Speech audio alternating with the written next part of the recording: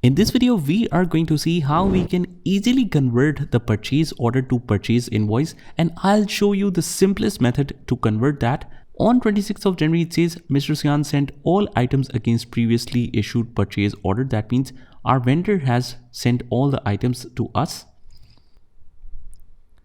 So click on the plus sign.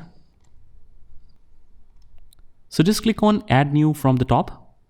And here in the vendor section, I'll just click on bills as if we don't remember that we do have a purchase order. So click on bill.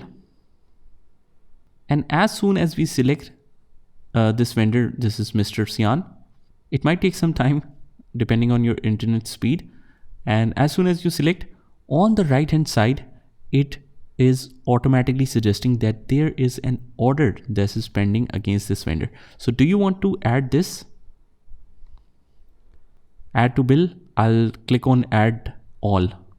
And as we can see, if we scroll down a little bit, category, I'll just minimize this.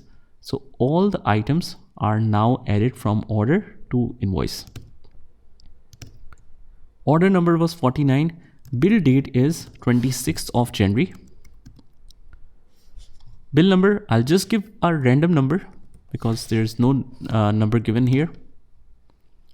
So all done. If you want to enter a memo or the attachments, you can do that. Otherwise, just save it. And after that, just click on more to check the transaction journal.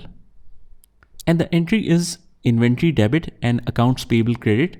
And since all the inventory items are separately mentioned, so these are 3 debits and accounts payable is credit. So that's how we can convert the purchase order to purchase invoice in the simplest way. Just try this by yourself and I'll see you in the next one.